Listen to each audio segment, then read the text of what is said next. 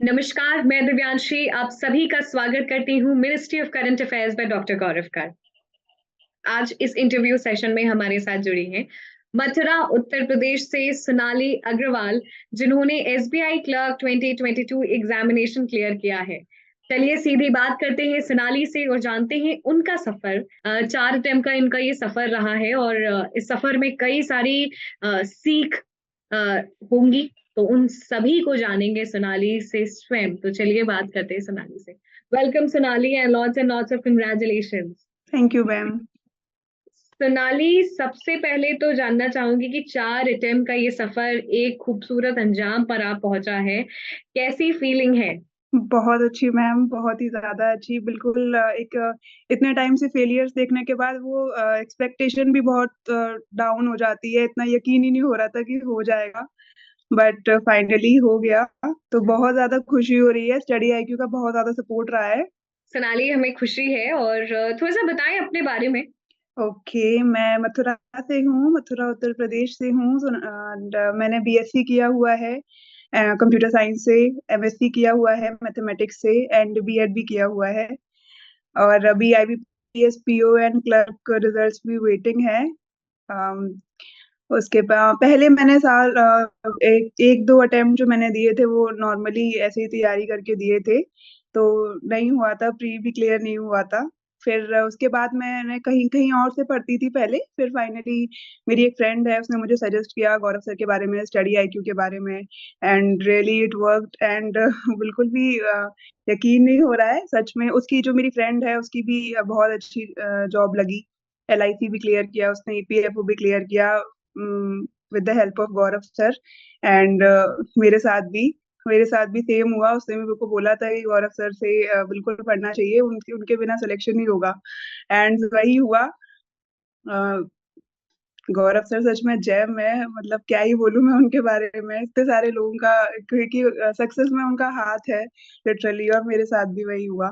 So very very thankful to sir. Sonali, थोड़ा सा आपसे समझना चाहेंगे कि आपने बीएससी कंप्यूटर साइंस में किया, उसके बाद बैंक की तरफ कैसे इंक्लिनेशन हुआ? बैंक की तरफ मैम, बैंकिंग सेक्टर काफी इन्फ्लुएंसिंग रहता है, हमेशा से इन्फ्लुएंसिंग लगा। फिर मुझे ये लगा कि इसकी जो एग्जाम्स हैं या इसकी जो तैयारी है वो मैं कर सकती हूँ। थोड़ा सा खुद में विश्वास आया, पर हालांकि बहुत लंबी जर्नी रही मेरी। बच्चे बहुत जल्दी जल्दी भी क्रैक कर लेते हैं, इतनी जल्दी नहीं हो पाया मेरा, बट हाँ मुझे फैसिनेटिंग लगा। मुझे लगा कि ये मैं कर सकती हूँ, एक अच्छा फील्ड है, हमारी इकोनॉमी के लिए भी अच्छा है, सोशल वेलफेयर से भी अच्छा है। तो इसीलिए। 4 अटेम्प्ट का आपका ये सफर रहा है, बहुत उतार चढ़ाव आए होंगे। Yes ma'am. हर अटेम्प्ट एक अटेम्प्ट से दूसरा अलग होता है। बिल्कुल। क्या समझा पूरे जर्नी में, खुद के बारे में, एग्जामिनेशन के बारे में, और उसको इम्प्रोवाइज किया अपनी स्ट्रैटेजी में? मुझे लगता है बहुत ज़्यादा डेडिकेशन चाहिए होती है हर एक एग्ज़ाम क्लियर करने के लिए। कोई भी स्टेज आसान नहीं होती, प्रीलिम्स भी आसान नहीं होता, मेंस भी आसान नहीं होता, इंटरव्यू भी नहीं होता, तो कुछ भी ऐसा नहीं है जिसको आप फॉर ग्रांटेड ले सकते हो। आप पूरा आपको डेडिकेटेडली इसके लिए लगना होता है, और अच्छा भी लगता है जो हम करना चाहते हैं उसके लिए मेहनत करना, टीचर्स इतना सपोर्ट करते हैं। तो यही सीखा मैंने तो कि हाँ, अपना पैशन फ़ॉलो करना चाहिए बिल्कुल भी, और अगर मैं गिव अप कर देती तो आज मैं नहीं होती। और मेरे को लगता है कि हर कोई कर सकता है अगर वो गिव अप ना करे तो। सोनाली, तो मैं आपसे समझना चाहूंगी कि किसी को अगर बेसिक से शुरुआत करनी है, आपने 4 अटेम्प्ट देख लिए, 4 एग्जामिनेशन देखे हैं, अगर स्क्रैच से तैयारी शुरू करनी है तो उसको किस तरीके से करनी चाहिए? प्रीलिम्स और मेंस की जो इंटीग्रेटेड स्ट्रैटेजी की बात है।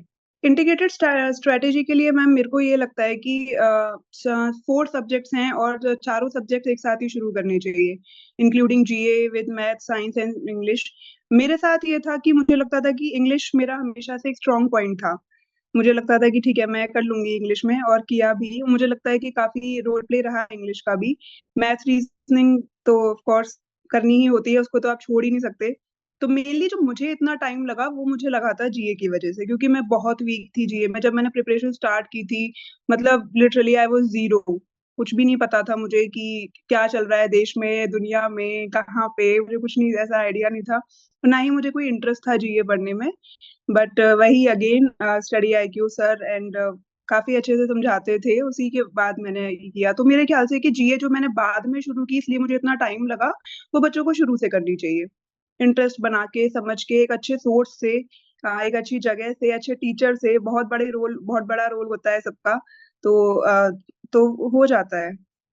प्रीलिम्स की क्या खास बारीकियां हैं, क्योंकि प्रीलिम्स में बहुत बहुत कॉम्पिटिटिव है और आपको समझना पड़ेगा, राइट कॉर्ड्स आपको हेलो। स्ट्राइक करने पड़ेंगे। तो प्रीलिम्स की स्ट्रैटेजी के बारे में थोड़ा सा और जानेंगे। ओके, तो प्रीलिम्स में एक जनरली सबको पता है, स्पीड मैटर करती है, आपकी एक्यूरेसी मैटर करती है, बट हाँ, यही चीजें हैं। मेनली मेरे को लगता है प्रीलिम्स के लिए इंग्लिश का भी बहुत बड़ा रोल रहता है, क्योंकि मैथ्स रीजनिंग डेफिनेटली बच्चे प्रिपेयर कर रहे हैं तो एक अच्छे लेवल पे कर लेते हैं, but English is very crucial, उसको आप फॉर ग्रांटेड नहीं ले सकते। बहुत बड़ा रोल प्ले है इंग्लिश के लिए, काफी सारे सोर्सेज हैं, बेसिक्स क्लियर करना, ग्रामर, वोकैबुलरी, एवरीथिंग बहुत इंपॉर्टेंट है। मैथ्स रीजनिंग तो कर ही रहे हैं सब बच्चे, इंपॉर्टेंट है, पर जो एक अलग चीज है जो बच्चे बहुत कहते हैं कि ठीक है बस कट ऑफ निकाल लेंगे इंग्लिश की तो बस बहुत है, तो उससे नहीं होता है। अभी इतना कंपटीशन टफ हो गया है कि आप कुछ भी ऐसा नहीं कर सकते कि बस कट ऑफ निकल जाए और बहुत है, आपको हर एक सब्जेक्ट को प्रॉपर टाइम, प्रॉपर उसमें कमांड रखनी होगी, प्रीलिम्स के लिए भी एंड सेम विद मींस। पहले कई बार होता है कि हम बहुत सारे क्वेश्चंस हम प्रैक्टिस करते रहते हैं, लेकिन एक उबन सी हो जाती है, कितने तो कर चुके हैं, कि ये स्टेज हर एस्पिरेंट के प्रिपरेशन स्टेज में आता है, लेकिन आप कितने अच्छे से उसको ओवरकम करते हैं वो इम्पोर्टेंट है। तो आपने उसको कैसे ओवरकम किया? सच में ये तो मैं सबके साथ ही होता है कि बहुत टाइम हो गया, same number of question, same type of question बार बार करे जा रहे हैं और कुछ हो नहीं रहा है। एक लेवल पे आके बहुत फेड अप हो जाता है, हर इंसान हो जाता है कि अरे बहुत हो गया, ठीक है छोड़ देते हैं। मेरे साथ भी हुआ था, बट जिद है तो जिद है, करना है तो करना है, तो यही वाली स्पिरिट थी कि ये करके ही रहना है। और बस उसको और इनहेंस करना कि अभी हम 2 मिनट में कर पा रहे हैं तो हम 1 मिनट में कर पाए, फिर 30 सेकेंड्स में कर पाए, उसको अच्छे से अच्छे कर पाए। जहाँ पे भी कमी आ रही है उनको ठीक करें, जो चैप्टर्स नहीं आ रहे हैं फिर से करना, फिर से करना, तो वही। So, सोनाली, कितने क्वेश्चंस आपने प्रैक्टिस किए एग्जामिनेशन से पहले और क्या दिनचर्या रहती थी? मॉक टेस्ट कितने लगाए? शेड्यूल यही रहता था मैम। मॉर्निंग में मैंने बना रखा था कि मुझे करंट अफेयर रिवाइज करना है, क्योंकि डेली करंट अफेयर्स तो नहीं हो पाता था, नींद आती थी मुझे, कोई ऐसा खास इंटरेस्ट रहा नहीं था जीए में, लेकिन बस ये था कि रिवाइज करना है सुबह सुबह। फिर मॉक टेस्ट, हाँ मॉक टेस्ट के लिए तो मैम मैं जरूर कहूंगी, क्योंकि लोग प्रीलिम्स के मॉक टेस्ट तो लगाते हैं पर मेंस में सबको डर लगता है कि नंबर ही नहीं आते या फिर होता ही नहीं है, 3 घंटे बैठेंगे कैसे, बहुत सारी दिक्कतें आती हैं। तो मेंस के मॉक टेस्ट, स्पेशली प्रीलिम से पहले, अगर आप प्रीलिम से पहले मेंस के मॉक टेस्ट लगा रहे हो तो आपको प्रीलिम्स में बहुत अल्टीमेट कॉन्फिडेंस आएगा कि कहाँ हम इतने बड़े बड़े क्वेश्चन कर रहे हैं, प्रीलिम्स में तो बहुत छोटे छोटे आ रहे हैं, तो ये तो हम कर ही सकते हैं। तो एक लेवल आप प्रिपरेशन करना बहुत जरूरी है। अगर आप पीओ लेवल की प्रिपरेशन कर रहे हो तो क्लर्क में आपको बहुत कॉन्फिडेंस आएगा, मेंस के टेस्ट लगा रहे हो तो प्रीलिम्स में बहुत कॉन्फिडेंस आएगा। तो ये है, बाकी मेंस के टेस्ट लोग डरते हैं, ये एक बहुत बड़ा ड्रॉबैक है। मीन्स के टेस्ट लगाने चाहिए, तो अल्टीमेटली फेस तो करना ही है, यहाँ नहीं करेंगे तो एग्जाम में फेस करना पड़ेगा। तो दोपहर में मैं टेस्ट लगाती थी, फिर इवनिंग में फिर से अलग से प्रैक्टिस, पूरे टेस्ट का एनालिसिस करना, डेली करंट अफेयर्स करना, यही सारी चीजें। सोनाली, गौरव सर स्टडी आईक्यू का कितना अहम रोल रहा है आपकी इस पूरे जर्नी में? गौरव सर का तो वैसे तो मैम डिफाइन करना पॉसिबल नहीं है, क्योंकि मैं काफी टाइम से प्रिपेयर कर रही थी और जो मेरा बेसिकली जो इस वजह से सिलेक्शन रुका हुआ था वो जीए ही था, क्योंकि मेरे नंबर नहीं आते थे जीए में, और मेरे को भी लगता था कि बस कट ऑफ निकल जाए, ठीक है इतना हो जाए, बट कट ऑफ भी नहीं निकल पाती, क्योंकि अब एग्जाम्स इतने टफ हो गए हैं, कॉम्पिटिशन इतना ज्यादा है कि कट ऑफ भी निकालना पॉसिबल नहीं है, और सिर्फ कट ऑफ निकलना भी सफिशियंट नहीं है, क्योंकि बच्चे बहुत अच्छा कर रहे हैं, आपको उनसे बीट करना है तो इस लेवल तक आपको पढ़ना पड़ेगा। यही था। तो फिर जैसे मैंने बताया, मेरी फ्रेंड ने मुझे सजेस्ट किया था गौरव सर के बारे में, क्योंकि उसका खुद का सिलेक्शन भी सर की वजह से ही हुआ था। तो फिर फाइनली मैंने डेडिकेटेडली सर को फॉलो किया, सर के डेली करंट अफेयर्स देखे, विद नोट्स बनाए, बार बार रिवाइज किए, और तो वही बहुत ज्यादा हेल्पफुल था। तो मेरे जीएम में काफी अच्छा मैं कर पाई। It was next to impossible without study IQ, तो थैंक्स अ लॉट। सोनाली, हम सेशन के एंड में है, कुछ फाइनल टिप सजेशन आप सभी को देना चाहेंगी? मेरी मैम बस यही टिप है कि कभी भी गिव अप नहीं करना चाहिए, we should never give up for our dreams.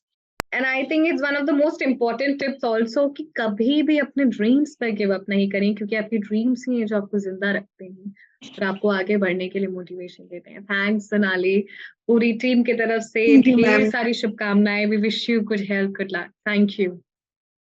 Thank you ma'am.